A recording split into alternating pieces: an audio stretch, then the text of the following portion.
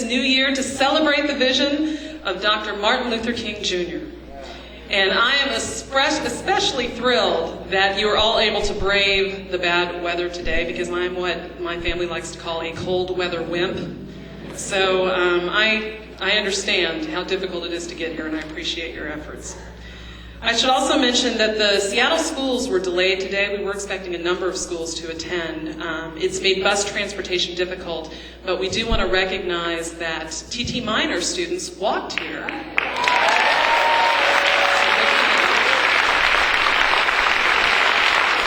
And we also would like to recognize that the John Stanford International School thought that this was so important. They provided private transportation for their students today. Thank you. We also found out that because of the bad weather that KRIZ is broadcasting the ceremony live today, so we appreciate them helping us out by giving it to everybody who could not make it here today. I am Carmen Ainsworth, and I am a news anchor for Q13 Fox News this morning. I'm extremely honored to be an MC for this event for the very first time. I was thrilled when the Seattle Community Colleges asked me to take part. The Seattle Community Colleges have presented this community celebration for 33 years. During this time, our city, our county, and the state of Washington have been transformed in so many ways, and it's growing richer with diversity every year. Some of you here today are new to the region or to our country. Others have witnessed firsthand the struggles for civil rights during your lifetimes or during the lifetime of Dr. Martin Luther King Jr. And others might have been in Seattle when he made his historic visit to the Northwest. We are here to rekindle our commitment to the ideals of Dr. Martin Luther King Jr. by hearing his words and the performances of many talented members of our community. Thank you so much for being with us today.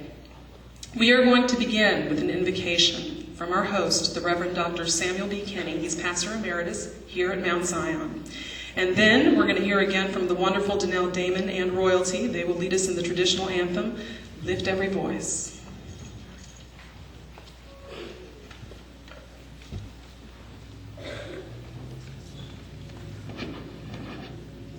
Let us stand for the invocation and remain standing for the singing of Lift Every Voice and Sing.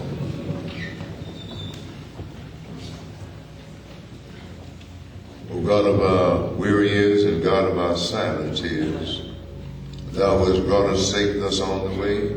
Thou hast by Thy might led us into the light. Keep us forever in the path we pray. We come, O God, to celebrate the life of Dr. Martin Luther King Jr. We realize that there are many who were fearful of him in his life and are scared of him even now. But we pray that his words will find a lodging place, not only in our hearts, but in our minds. It will transform us from inaction to action, because we have not arrived at the promised land yet. We thank you for this celebration and for the community college, which inspires it and has conducted it down through the years. We pray for all participants and recipients of good things this day. May everything said and done redound to your honor and glory, and we shall be careful to give your name the praise throughout ceaseless ages, world without end. Amen.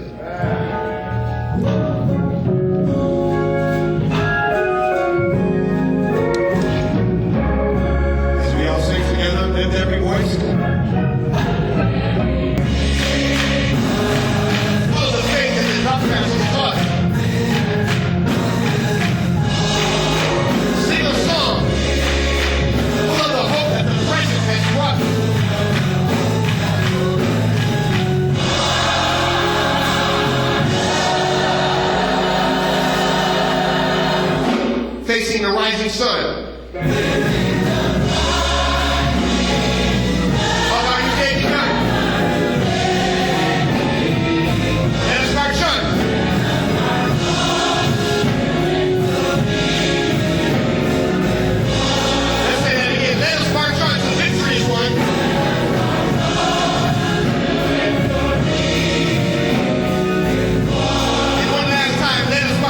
Victory is won.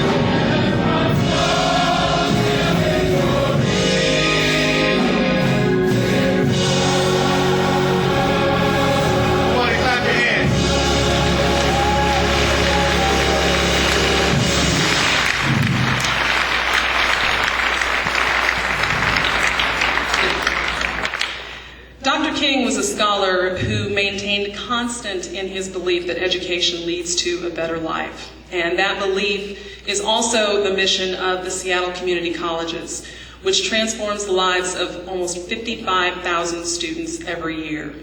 Those students go on to transform our community in so many ways.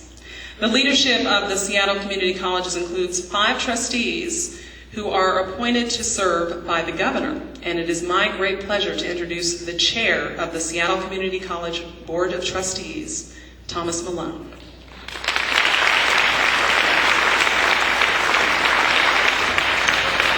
Thank you, Carmen. Well, good afternoon, everyone, again. This is such a pleasant experience for me every year. And I was wondering why I look forward to this so much. And it occurred to me that the reason is that this is a celebration, and it is a remembrance. But the reason it's such a great experience is that this is really a renewal every year. Gives us a chance really to sort of renew our faith, renew our beliefs, renew what we feel our obligations to our society is. And when you combine that with all of this energy, it makes for a really great experience. So on behalf of the community colleges, we certainly thank you for coming here and helping to let us enjoy this renewal with you. I'd like to take a moment to thank Carmen Ainsworth. She's indicated she is an anchor for KCPQ, so you're probably all familiar to you. But you also might remember that she was in television news since the 1990s when she was a reporter for KOMO and then an anchor for Northwest Cable News. So she has been with us a long time. You may also know that Carmen, because she spends a great deal of time as a community volunteer, she's been a teacher's aide and a mentor in our local schools and a tutor for residents of public housing. She has also served on the boards of numerous organizations such as the Seattle Children's Museum and the Early Music Guild of Seattle.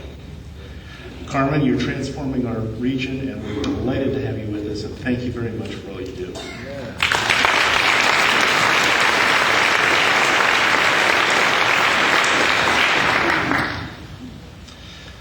The Board of Trustees, my colleagues on the Seattle Community Colleges, are really outstanding community volunteers, and I am delighted to be one of them. As Carmen indicated, we're appointed by the governor, and it's a privilege, again, to serve with them. Seated with me here today are Dorothy Hollingsworth,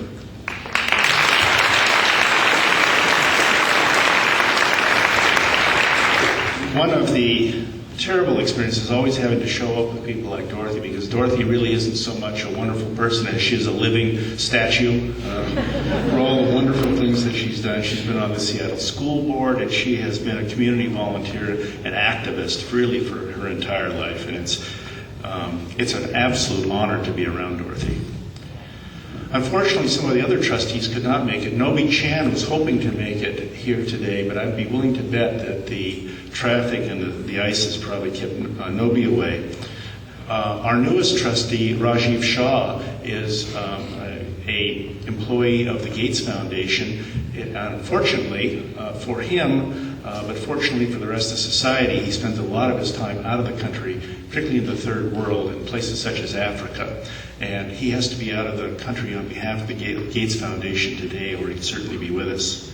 The final member is Don Root, who's the president of GM Nameplate and an extraordinary supporter of not only the community colleges, but other organizations in the city as well. And you will find no stronger advocates than my colleagues. Seated on the altar is another living statue, the wonderful Dr. Charles Mitchell.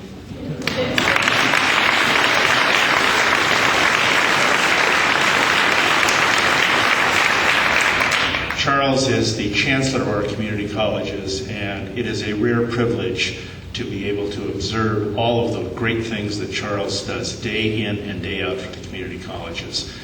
He was born and bred in Seattle, is a product of Garfield High School, the University of Washington, and then began his career at Seattle University and the community colleges, and has given his whole career to helping this community be better educated.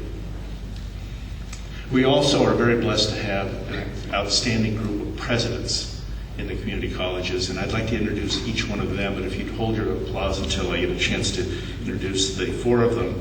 Dr. Ron Lafayette, President of North. Dr. Mildred Olay, see Mildred's here.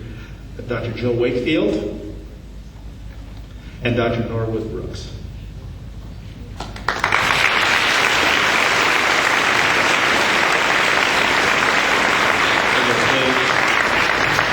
I've worked with all of them now for several years, an outstanding group of individuals.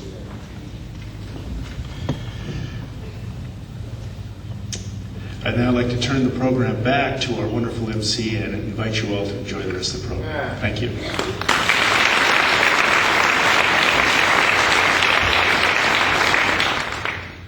Thank you very much. And thank you for your kind words. Well, one of the remarkable aspects of this program is the presence of civic leaders who make time to attend and share their greetings with us. We've heard from some of those already. We are expecting Washington State Governor Chris Gregoire to arrive at any moment. I don't know if she is here. Is she? Okay, I'm sorry. I'm sorry. There she is.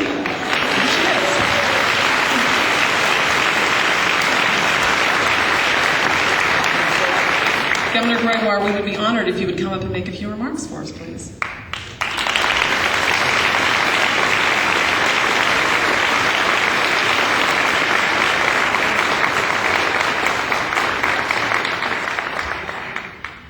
Well, good afternoon, everyone. It's just a pleasure for me to be here. Every year we commemorate and think about Dr. Martin Luther King, but this year I think it's very special because one of the more important things I think I had the privilege to do as governor was to sign the bill on April 19th, 2005, which named this county after Dr. Martin Luther King.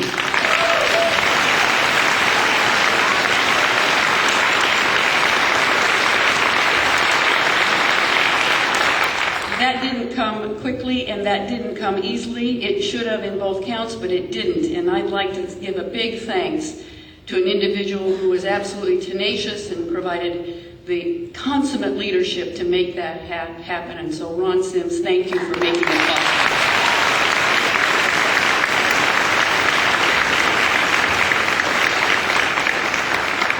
Each year as we celebrate Dr. King, we remember that he asked all of us, back in those days, to live up to the ideals that all of us were here as Americans to achieve. He challenged each of us in those days to look in the mirror and to ask the question, are we the nation we wish to be? Well, I am reminded of every year at this time of one of my favorite of his writings. I bring it out, I read it, it inspires me, I learn more every time I read it. And in fact, last year I brought my cabinet together and I taught a lesson on what the content of it really meant. And that, of course, is his letter from the Birmingham jail.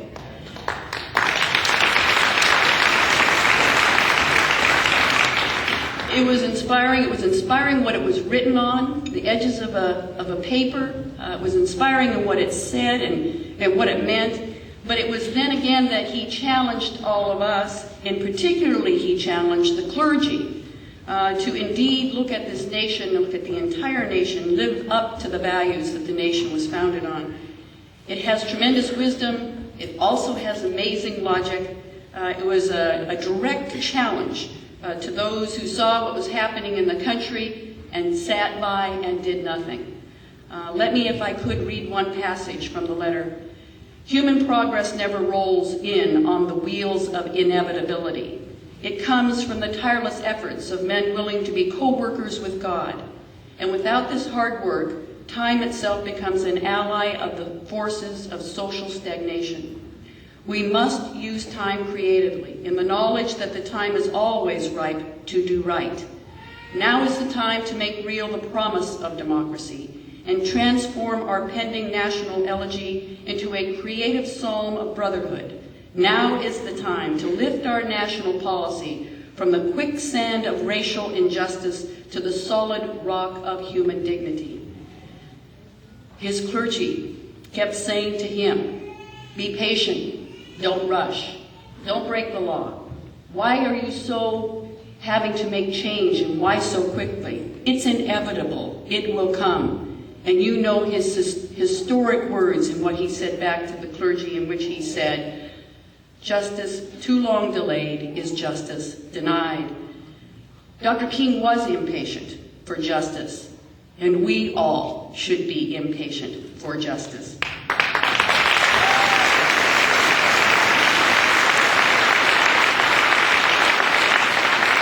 He was an amazing conscience of the nation. Here's a man who graduates from high school at 15, a couple years later gets a college degree, goes on and gets his theology degree, and at the ripe age of 30 becomes the president of the Southern Christian Leadership Conference. Nobel Prize winner at 35. Amazing, absolutely amazing what he accomplished in that short life. All too unfortunate short life. Fortunately for all of us, his memory lives on, inspires us all, not only each year about the time of the anniversary of his birthday, but for anyone who has read any of his writings, listened to any of his speeches throughout their lives. He closed in his letter by saying, "If I have said anything in this letter that overstates the truth and indicates an unreasonable impatience, I beg you to forgive me. If I have said anything that understates the truth and indicates my having a patience that allows me to settle for anything less than brotherhood, I beg God to forgive me." May we continue to be inspired by the words of Dr. Martin Luther King, by his life, not just today, but every day. Thank you very much.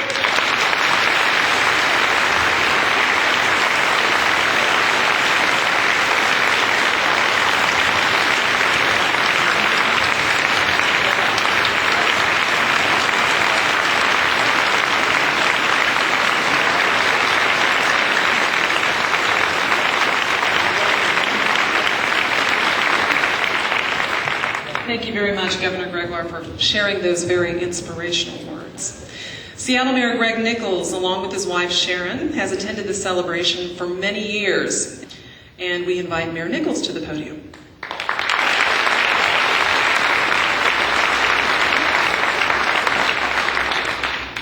Well, good afternoon. It is a great pleasure to join with Governor Gregoire and with our keynote speaker and my former colleague, County Executive Ron Sims, in greeting you all today and thanking the Central and South and North community colleges and the Seattle Vocational Institute in this 33-year-old celebration. But I want to, as an aside, first say to Governor Gregoire how proud I was earlier in 2006 when you signed the Civil Rights Act that was passed by the Washington State Legislature that extended basic civil rights to more of our citizens. It was a great step forward.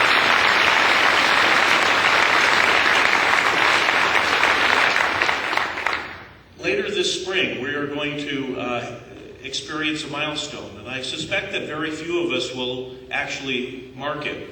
And I don't know exactly what date it is, but we are today at the point at which Martin Luther King has been gone from our earth for as long as he lived on this earth. The dream of Martin Luther King, though, is as alive today as he was 39 years ago.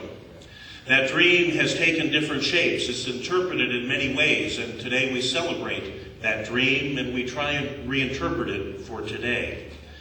I hope that in Seattle, this great city, this wonderful city that I am so honored to represent today, that we take a look at the specific injustices that still exist in our city, in our state, and in our country.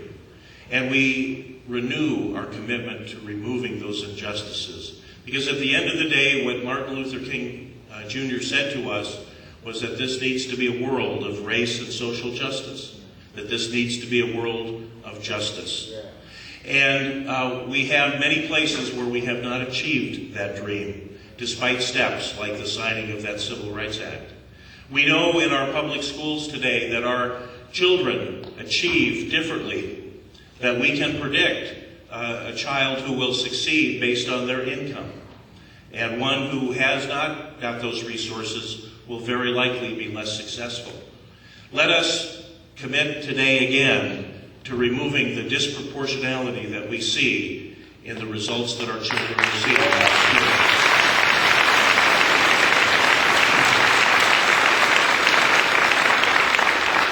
We know that our criminal justice system treats people differently. It's not a conscious thing, but it is a fact.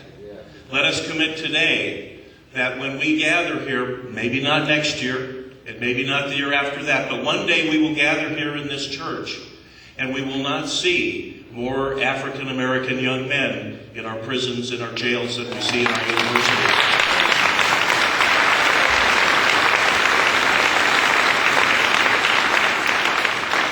And let us remember through this weekend, today, by the way, is Blue Friday in Seattle. And there's a game on Sunday, and many of us will, Pastor, skip church on Sunday because we hear a higher calling. And we will watch that game, and we will throw things, and probably, given the history of this season, many of us will experience some cardiac distress. But at the end of that, let us remember that what we celebrate here today and what we celebrate on Monday in service to our community is more important and more significant than what takes place on Sunday morning in our city and in Chicago.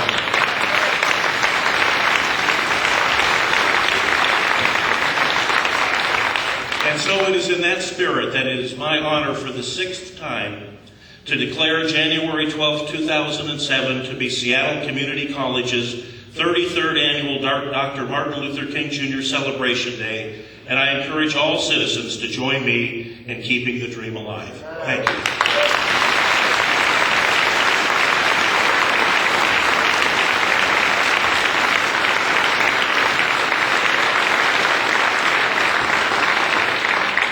Thank you very much, Mayor Nichols. Okay, now it's time to hear from some future leaders who have been standing in the back for a really long time, so it's your turn. The 5th and 6th grade students from Our Lady of the Lake School in North Seattle are going to perform a special recitation of Dr. King's most famous speech, I Have a Dream. Now, in your program are the words from the end of the speech, and the students have asked that we all join with them to speak these words together at the end. The students have been rehearsed and coached by teacher Tom Rowe, who taught for 37 years in the Seattle Public Schools. And it is remarkable that when he taught at Bryant Elementary, Tom Rowe brought his students to this program nearly every one of those years. And he included Dr. King's legacy as part of their studies. Now that he is retired and moved to another school, he is continuing that outstanding tradition. So thank you very much, Mr. Rowe.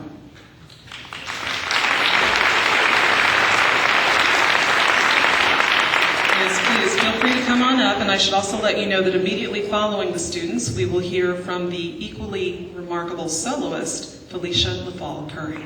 In a sense, we have come to our nation's capital to pass a check. When the architects of our republic wrote the magnificent words of the Constitution and the Declaration of Independence, they were signing a promissory note to which every American was to fall heir.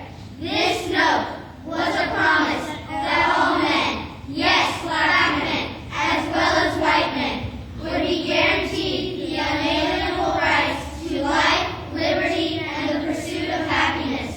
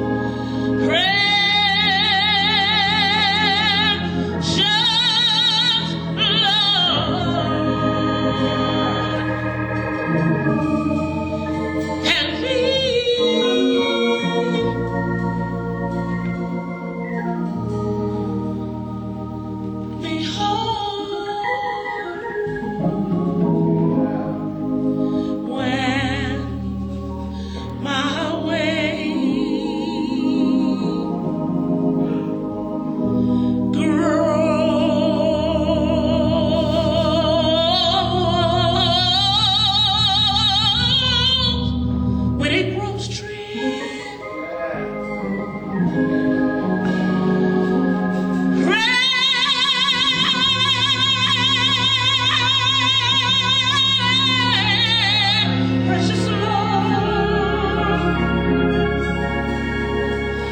linger near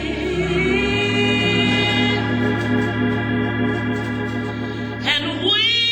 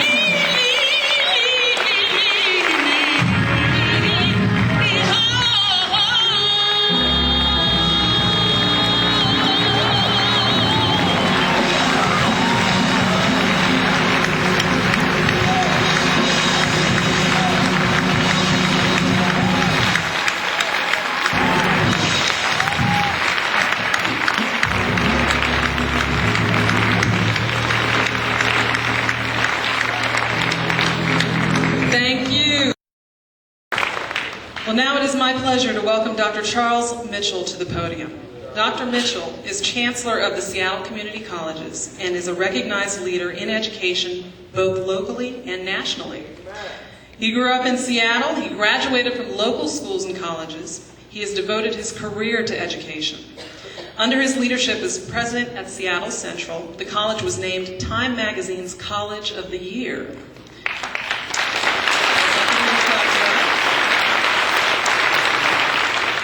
And today he is called upon to represent higher education on numerous boards and organizations. Please welcome Dr. Charles H. Mitchell.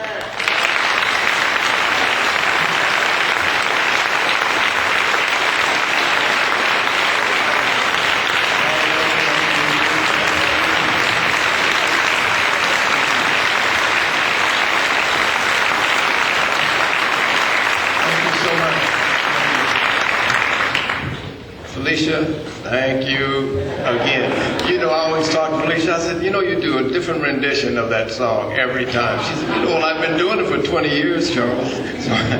But it's just great, and I really appreciate Felicia and Phil and your son. What's your name, son?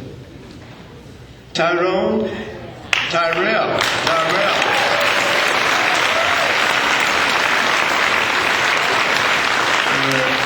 That's the son. You saw him beating up on those drums.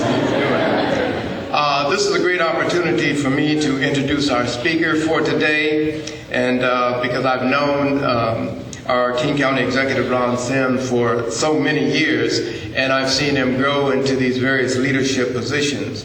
And if I would have to say what is constant about Ron, it's his passionate for people. And probably better said, is his passionate for serving and helping people. And I think much of this comes from his spiritual side, because he's also a minister. And for those of you who do not know. And certainly we recognize Ron Sims today as one of our most prominent leaders in the Pacific Northwest. And you may not know that our King County executive was born in the great city of Spokane. On the other side, it's probably colder over there. And that both of his parents worked in government, and that he has worked in cities all over our state. Ron's father worked for the Washington State Office of Community Development, and his mother was the first African-American department head in the history of the city of Spokane. He has accrued many accomplishments in his career, but local history will certainly remember, as said, that he led a successful effort to rename King County for Dr. Martin Luther King Jr. in 1986.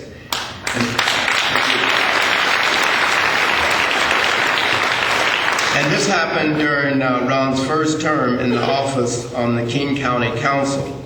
He was re-elected to the council position for 2 additional terms, and he was appointed King County Executive in 1996 after Gary Locke was elected governor. He has been re-elected to office 3 times since then.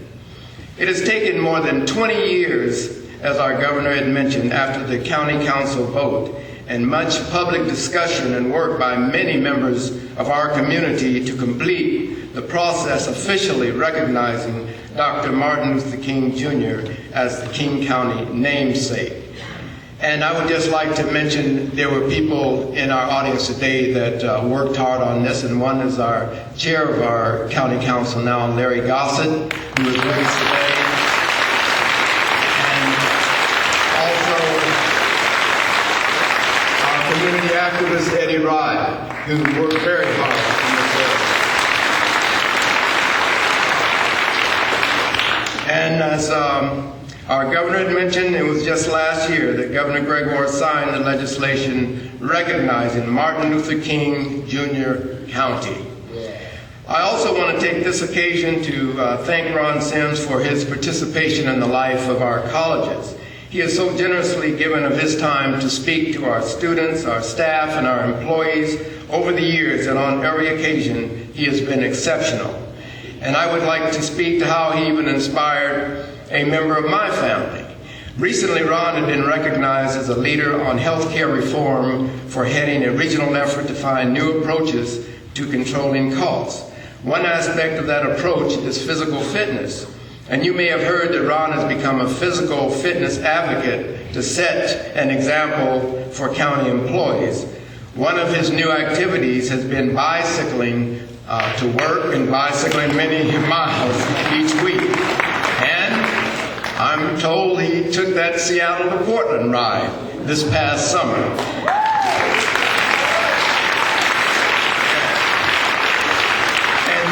Ron needs to know that his effort inspired my daughter, Julie, who is a program manager at one of the King County departments. Now, Julie regularly rides her bike to and from work, and that's about a 20-mile round trip. So as you can see, through Ron's leadership, he continues to inspire people so they can be the best that they can be. So now help me bring Ron Sims to the podium.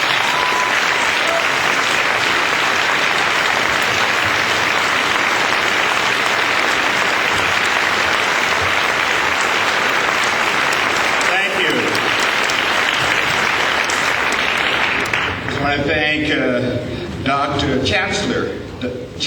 Dr. Mitchell, but Chancellor Mitchell as well.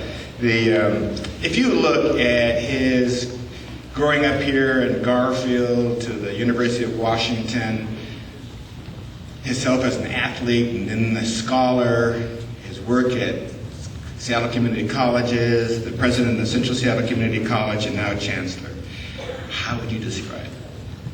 There's only one word. Sublime.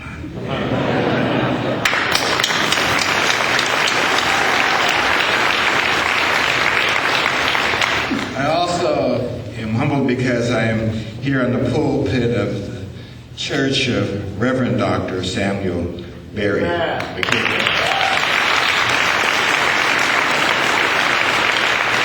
have our very special lady in our lives, Dorothy Hollingsworth. I also want to acknowledge Mr. Malone, who is chair of Central Seattle Community Colleges. Governor, thank you for coming. Thank you for all that you're doing. Thank you for your leadership. Thank you for changing the state and loving all of the people in it and making a difference.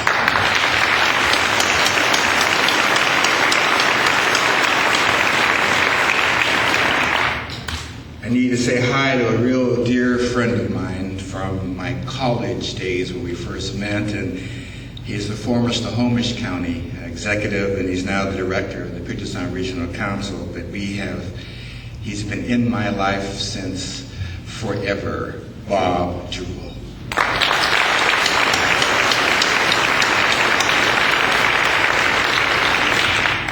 And I need to acknowledge Raj Mahas, who's here from the Seattle School District. Raj.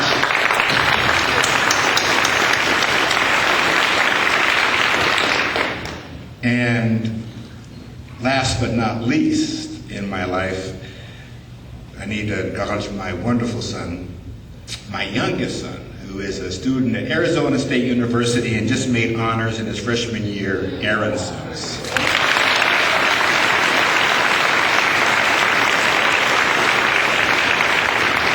Aaron says he's ready to go back to Tempe. I think this is the fourth day of sunshine he has seen since he's been here. And he said he'd rather suffer through the 60 and 73-degree afternoons and the cool evenings than to be cold all day long. But it was great having him home. Finally, I wish to recognize my distinguished colleagues from the county, and many of my friends are here, and the people of Washington State. It's truly an honor to speak before you today.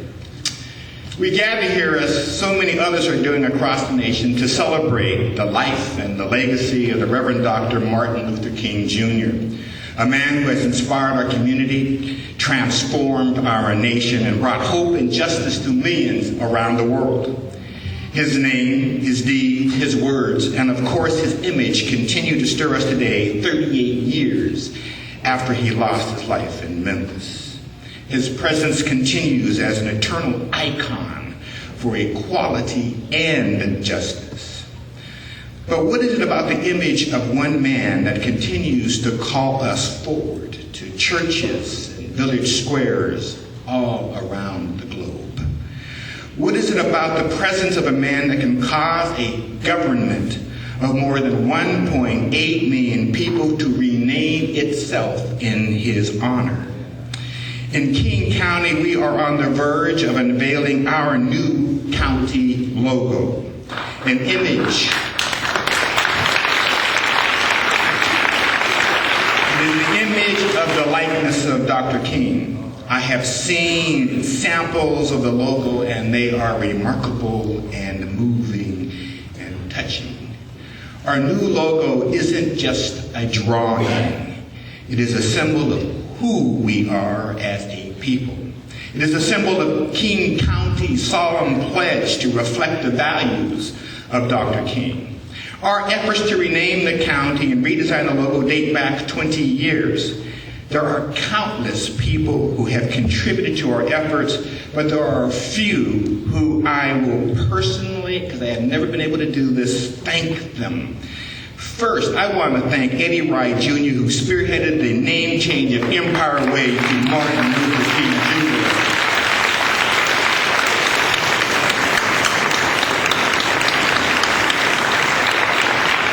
As my father would say, you done good, Eddie, you done good.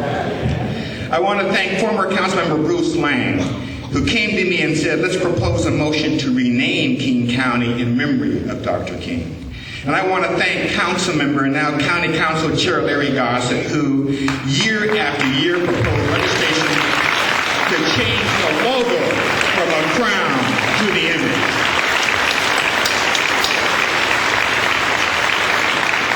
And I want to thank State Senator Adam Klein for proposing legislation for year after year after year after year, and finally, with the help of Ed Pettigrew, shoring up the key votes in Olympia, that we could get the legislation to officially sanction by law that this is Martin Luther King Jr. County, Washington.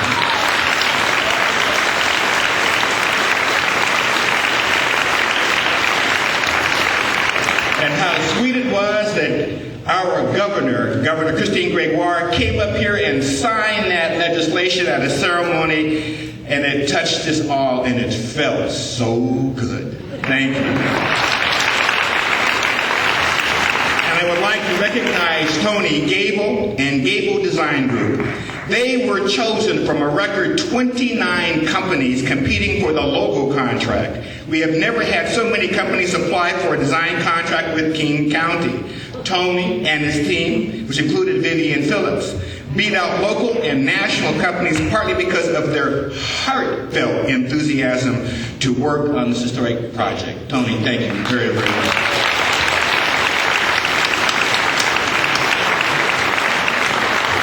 We gave a mighty try at having all the work done so we could unveil the logo at this celebration. But we have a few more weeks to work and a lot of attorneys, and I believe that we will unveil our logo. Yes, nothing against attorneys, a lot of attorneys.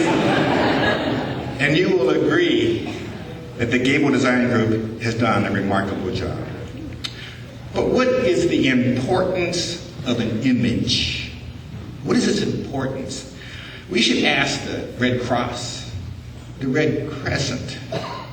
You should ask Apple and Gerber's Baby and Planters Peanuts, Nike Swoosh. You should ask Shell Oil with its Shell. You should ask the NBC Peacock, MTV, VH1, the CBS I, ABC, the Ferrari Stallion, the Ford Mustang. You should ask MGM's Lion. You should ask Disney's Magic Kingdom. You should ask those of a variety of faiths, whether it's the cross or the crucifix or the imagined star, the star and crescent, menorahs, the Mankineko, yin and yang, the Jane Hand, the Shiva, the Masonic compass, the all-seeing eye, Kentucky Fried Chicken, McDonald's Golden Arches. You can ask about Arby's and Wendy's logo. I go on and on.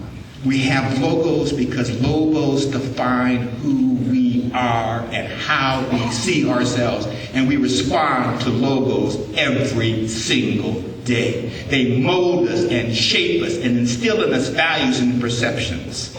Very soon, the image of Dr. King will adorn our stationery and our business cards, deputies, badges, buses, and web pages.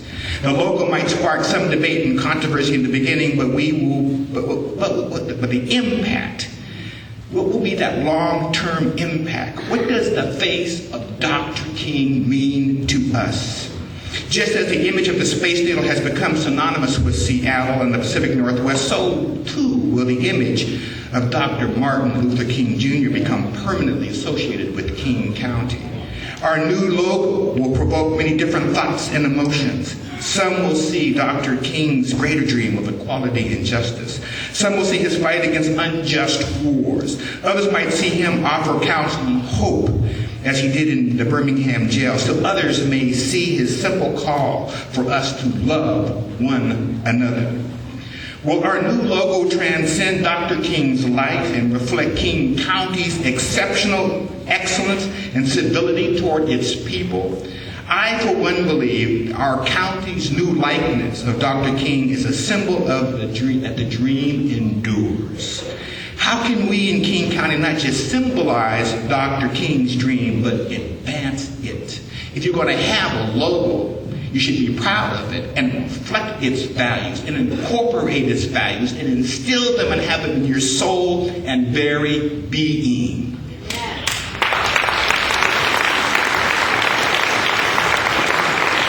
Let me provide you with an example to illustrate my point. If we look at the Space Needle, not only did we physically change the Seattle skyline when it was built, it helped change how the city viewed itself and how the world viewed the city. With the needle as the main icon of the science and technology-themed World's Fair, the old image of Seattle as a logging outpost was transformed into a community that projected an ultra-modern city of the future. But no matter how vintage the Space Needle has become, Seattle is still known for things cutting edge. It started with that Space Needle. And companies like Microsoft and Amazon.com and Boeing continue to hold that image along with the Fluke Company and the Starbucks Company. I gotta digress. I love Starbucks, not for its coffee. I love them for the fact that here is a retailer that decided to stand behind the tequila and the beef. I love them because they are standing behind a book called Long and Gone, a book about children who are children's soldiers. Marvelous company with a logo recognized all around the world as one of quality. I, for one, believe but no matter how, I go on to my next page. I got lost in Starbucks. Should have had a cup before I came. But with our new image of Dr. King, my hope is that our region remains all things cutting edge, but is also known for the values that Dr. King preached. We can be known as a region of innovation and a region of racial harmony.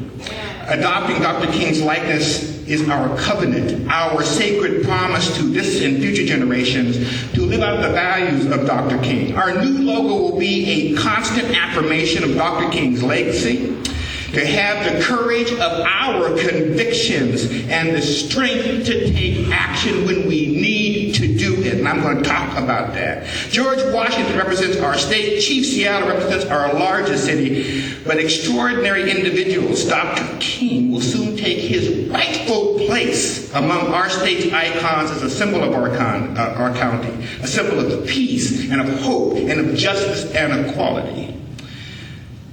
But the facts remain. With all the progress our county has made since the Civil Rights Movement, we have much work to do. The language of segregation still haunts the people of Seattle and King County. For most of its history, Seattle was a segregated city. Until the late 1960s, African Americans, Asian Americans, Native Americans were shut out of most of the neighborhoods, schools, and many occupations, and sometimes stores and restaurants. Racism and discrimination isn't as blatant as during the turbulent 60s, but we cannot ignore that our communities are plagued with inequality. It just shows up in more subtle ways. And let me give you some examples. Nationally, I want to talk about schools for a minute. We got to really, if you look at our children's performance in schools and compare those to other schools, we're doing quite well. The issue is perfection, but not whether or not they're doing well. So I'm going to give you some examples. Nationally, high school dropout rates have increased for young men of color, and college enrollment levels have declined. At the same time, incarceration rates have shown almost 30% of African American males in this state and around this country will serve time in prison. Closer to home, we are not immune from these realities. It is no surprise to many of you here in academia that there is a wide achievement gap that plagues our school systems. This gap shows up in grades, standardized test scores, course selection, dropout rates, college completion rates, has become a focal point of educational reform. In the Seattle school system, the graduation rate among blacks and Latinos is disappointing 50%, while whites and Pacific Islanders and Asians are close to 70%. Dropout rates for blacks and Latinos hover between 7 and 8%, while whites have a 5% dropout rate. But I want to talk about the state as well. Today in the state of Washington, African Americans make up 3% of the state's population, 19.9% of its prison population, representing only 4.9% of the students in community college and technical schools, and 2.8% of those in four-year institutions. When you take the combined total of those who are in prison and the 3,900 who today are in work release, they are twice the number of those that are in four-year institutions in this state. From a healthcare perspective, the statistics are also troubling. On a national level, Katrina emphasized and showed the widespread socioeconomic gap that plagues our entire country. That storm revealed startling public health disparities. In the wealthiest nation on earth, we still have over 46 million people who are uninsured. African Americans, Latinos, and certain Asian Pacific Islander groups make up the majority of those that are uninsured. The uninsured are less likely to receive preventative health care, have regular checkups, get treatment for mental illness, and be admitted to a hospital for treatment on pre-existing conditions like heart disease or diabetes. Here in King County, the statistics tell a similar story.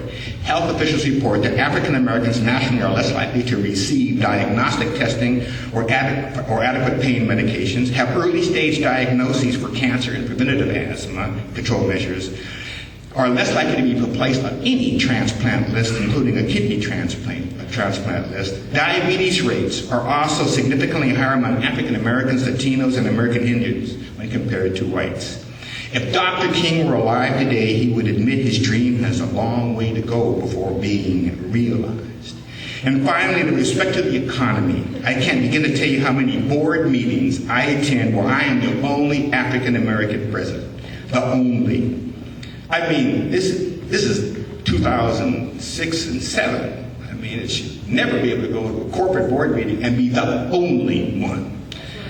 And if I was elected, there wouldn't be any. That should worry a whole lot of people. The Bureau of Labor Statistics reports that the percentage of minorities in leadership positions remains staggeringly low.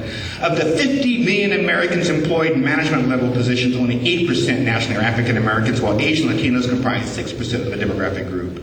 Of the percentage of minorities as chief executive officers are even more dire. 3% are CEOs as African Americans, while Latinos and Asians at 4%. Bottom line, more people of color need to be in those leadership positions. Where the issues of our economy and money are decided, that has to be an inclusive room. But what is my solution? Because I can complain forever. I can complain about the fact that in this state, 1 out of every 4 African-American males is disenfranchised because we have a restriction on felons voting. You serve the time, but it's not the time. They've completed that. It's the penalties. And African-Americans are more likely to get higher penalties and have less ability to cure them. 1 out of every 4 African-Americans, 27,000 African-American males cannot vote in this state because we restrict felons from the right to vote. That is, we restrict African Americans voting at a greater percentage than Alabama, Mississippi, Florida, Arkansas, Texas.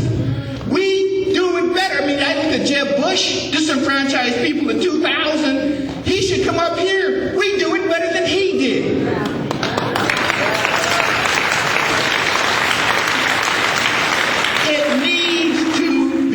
Changed.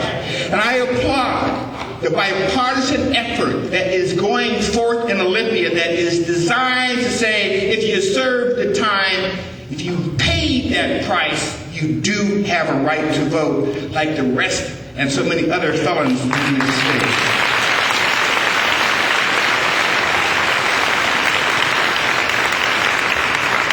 But where do all of the challenges that I talk about leave us? My purpose in revealing all those statistics was not to depress us. My purpose is to call you to action. We have a lot of work to do, and it's not going to be easy. Dr. King said, change does not roll in on wheels of inevitability, but comes through continuous struggle. Dr. King understood what I know to be true. Every day is a gift. There is no time for discouragement. There is only time for action. And now is the time to call new leaders, leaders that can tackle the problems with faith and conviction. We need leaders who understand the difficulty of success does not relieve us from our obligation to try. Although good news is slow in coming, it is coming. Just this past week in Olympia, lawmakers opened the 2007 legislative session. Their top priority, education. And a few nights ago, I watched the governor give her speech, and she talked about education. And the next day, some people had something to say about, too much money being spent on education. Well, I want to talk about that. Dr. King graduated from high school early, 17, went to Morehouse. High school, honor student, Morehouse, honor student, seminary, honor student, Boston University, honor student. Could you imagine him giving that speech in Washington, D.C. around the pulpits, or when he was when he got his Nobel Peace Prize? Can you imagine an ignorant man? No, he was a smart, brilliant man capable of using his education to change the world.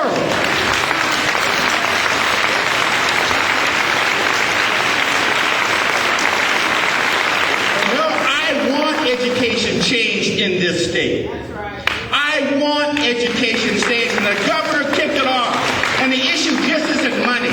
You know, we changed health care because we decided to throw away all those things that constrain health care, all those little institutional habits. We found out from the Rand Corporation that if you went to a doctor here, 52% of the time, the doctor would give you the correct diagnosis and treatment for the illness you had.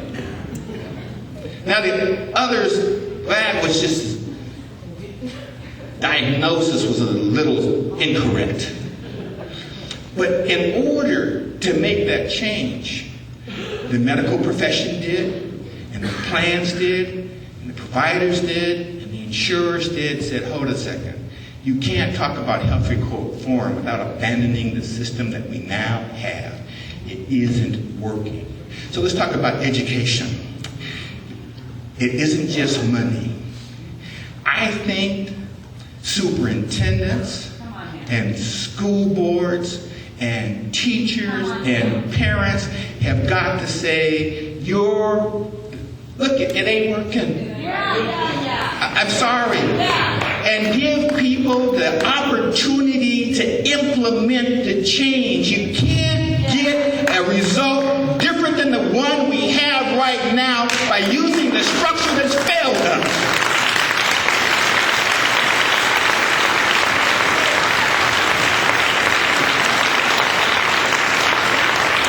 Don't go to the Seattle School Board and complain. You can't tie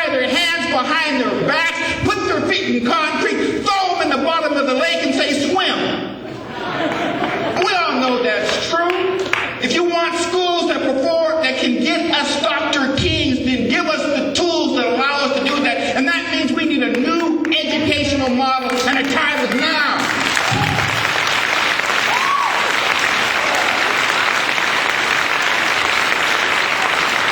For the first time, we have a situation in Libya with the governor and other people at the table who can talk about the need to give us a new working model for education. Because you know, when my father passed away, I was from standing right here with my niece, and he was in front. He was right there where the communion table is. And my sons were right there where Aaron is today. I don't want Aaron to come up here and tell me that 50% of African Americans are going to graduate, or 30% are going to be in prison. That isn't the world that he should inherit. And it starts with what happens in schools. So people should get really mad, but not mad at your school board member and not mad at your superintendent. You should get mad at the whole system. And we need to demand the flexibility for them to compete, to get paid for it, to produce and create more Dr. Kings.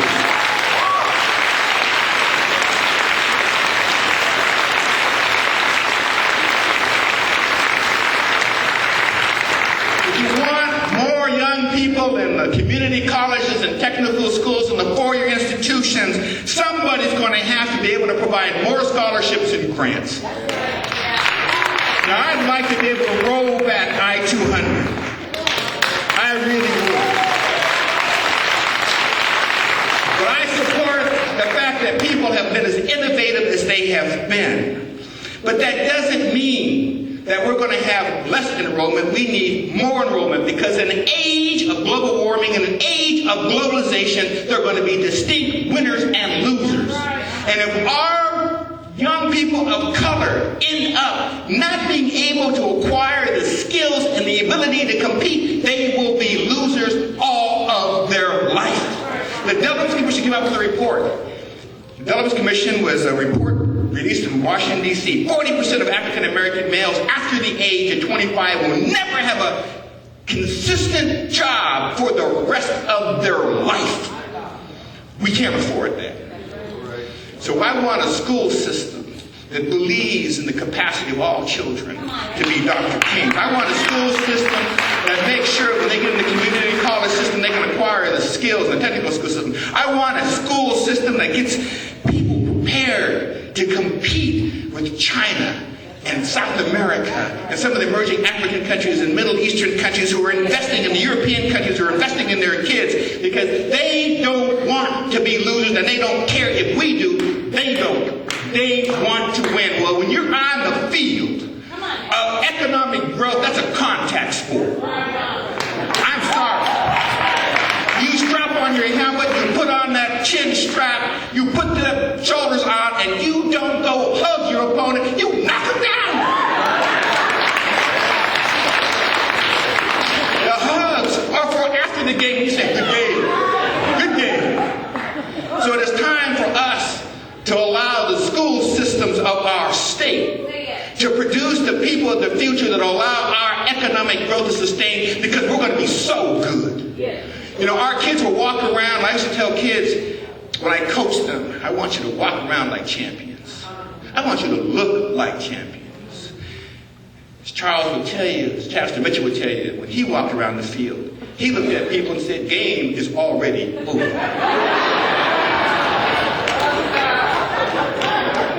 Game is already over. Because if you look at them like they're going to compete, they'll run you over. You have to have that walk, that smirk, that going to be a long day for you. But when we talk about competing with China, we're going to have to say it's going to be a long day. With India, it's got to be a long day. With Europe, it's going to be a long day. If we don't, we lose. If we don't, we lose. So I hope that as a community, that we just won't get up and continue to have the celebrations of Dr. King, recite speeches and pledges. Don't talk anymore. I'm 58. I've heard talk for a long The school I came in had low expectations for African Americans, but I had parents in the church that didn't. So it's not just the schools, it's community and family attitude.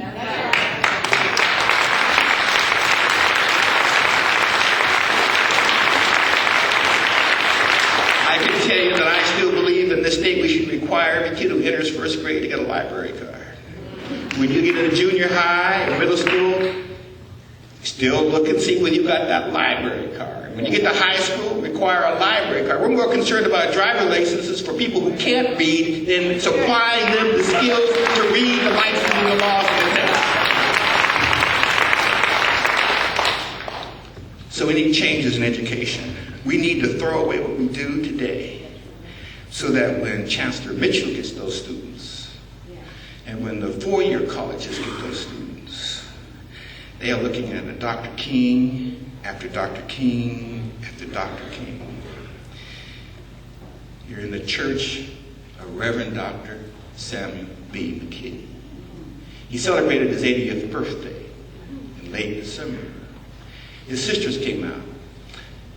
They're not Dr. McKinney's, but they're doctors as well.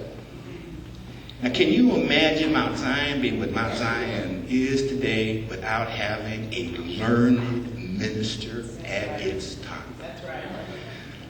Morehouse graduate, a Rochester Colgate graduate.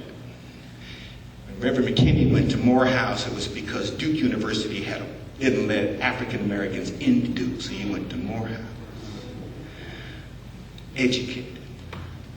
So I want Reverend McKinney's too. I want Dorothy Hollingsworth's too. I want the people who can mold and shape this community.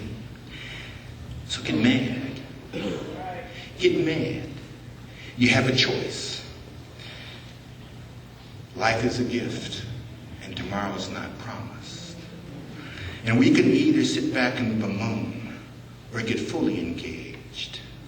But don't engage me with the terms and conditions of the existing educational system with its limitations. If you wanted Raj Bahas to change the educational system, give him the tools to do it.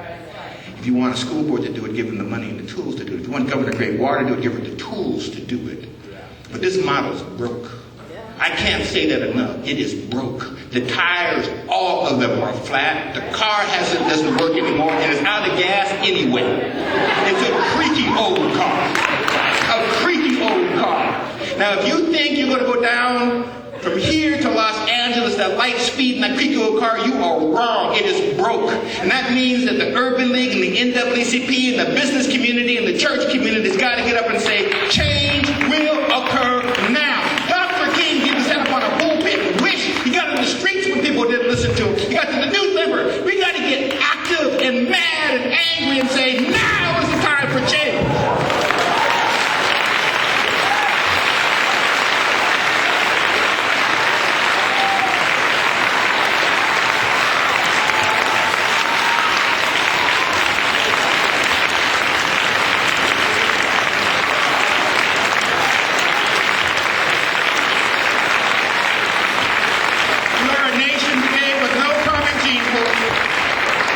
With no common gene pool. We all got here by vote, voluntarily or involuntarily, or by land bridge, but we are a nation with no common gene pool.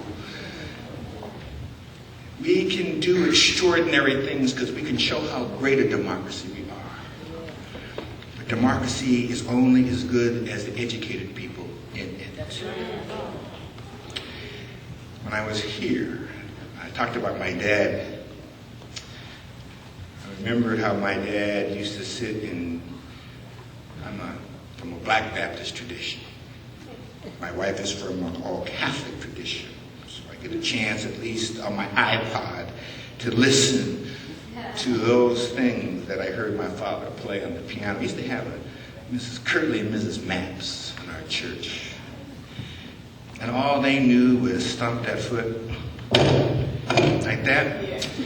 And they had songs like, Jesus on the main line. Tell them what you want. There was no piano, no organ. just voice. This little light of mine, wading in the water, or nobody knows the trouble I've seen. I've been buked. Jesus is real to me. I remember hearing their voices and being so stirred. So stirred. Because they sang those songs when things seemed so formidable. When change seemed so elusive and hope seemed so distant.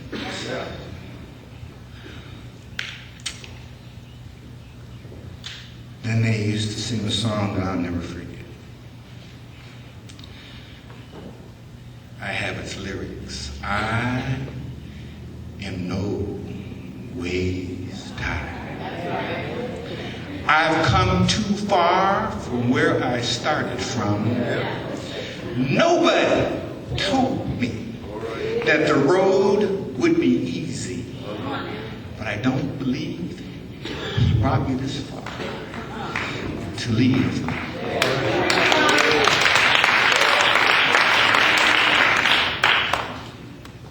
We need to reach way down deep. We need to take a risk. We need to get out from watching our TVs and care about the children of our future. We need to turn off the hip-hop music and quit listening to whether what are you going to do with Hennessy and Cristal? Like, I care.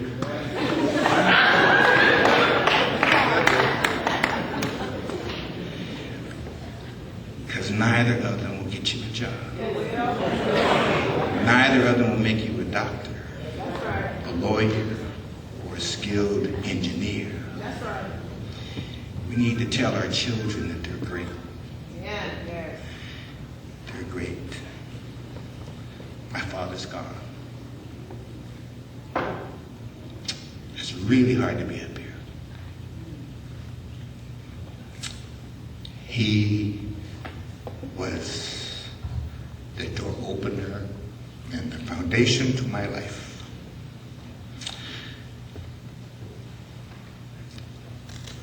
But I see him in my children, so I know he hasn't gone too far.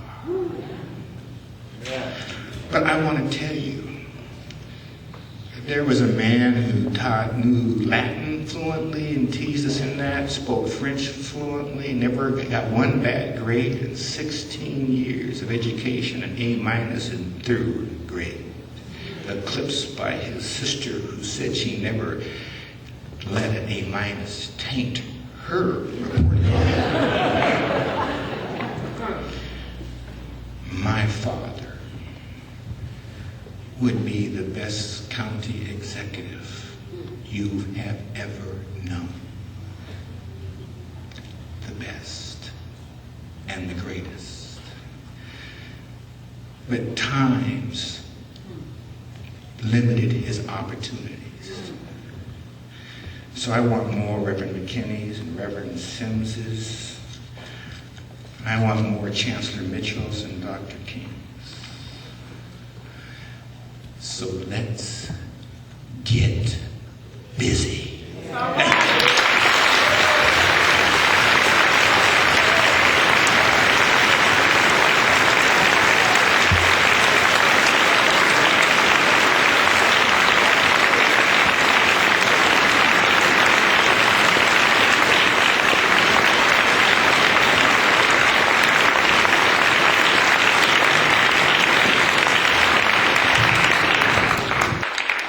Well, the McKinney Scholar Award is presented annually to a student at Seattle Community Colleges in recognition of promise and plans for the future. And the scholarship was established 9 years ago to honor the long service of the Reverend Dr. Samuel Barry McKinney as pastor of Mount Zion Baptist Church, and also, some would say, a conscience to our community. Please welcome the Reverend Samuel McKinney. He will join Dr. Ron Lafayette, President of the North Seattle Community College, in presenting the 9th Annual McKinney Scholar Award.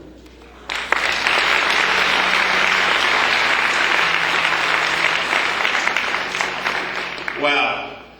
Now we've got a chance to meet one of those tomorrow's leaders, one of the people we've been talking about as a result of this wonderful legacy that we've been celebrating today.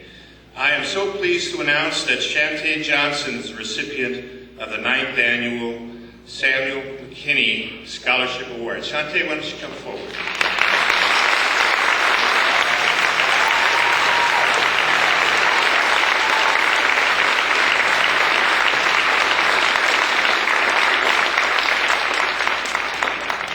Shantae came to North Seattle Community College as a graduate of Franklin High School, and she has earned an academic recognition on the Dean's List during her first year with us. In addition to her studies, she's already making her mark as a leader and co-founder of and treasurer of North's Black Student Union. Shantae is committed to being a full-time student, so she can only work on the weekends and quarter breaks to earn the money that she needs to go to college. The McKinney Scholarship will help her continue that goal and get her through her program. After obtaining her degree from North, Shantae plans to earn a bachelor's degree in African American history and continue on to advanced degrees so she can become a college professor. Shantae's father, Earl Johnson, is also with her today. Shantae Johnson.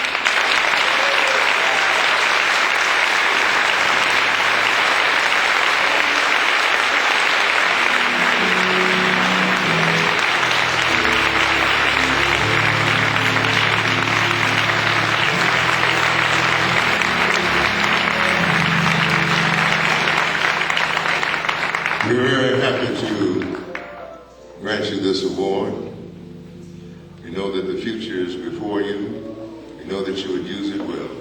God bless you, and may God be with you in all that you undertake to do. We know that it will be successful. God bless you. Amen.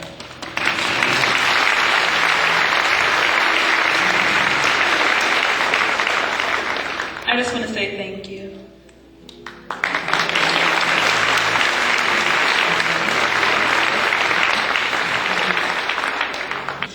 Thank you so much to our speakers, to the wonderful people who provided us music today, and the students for taking part in this program. And as we close, we have a special thank you to staff at Mount Zion Baptist Church and also to members of the program planning committee at Seattle Community Colleges who are listed on the program. And we will conclude the program by singing "We Shall Overcome," led by the Reverend Dr. Samuel B. McKinney.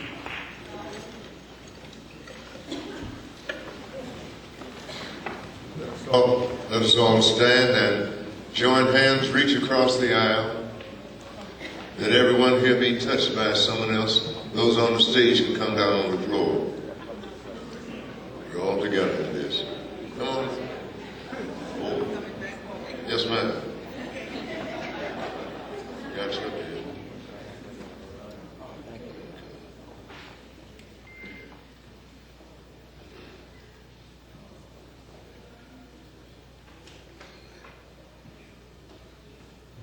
We shall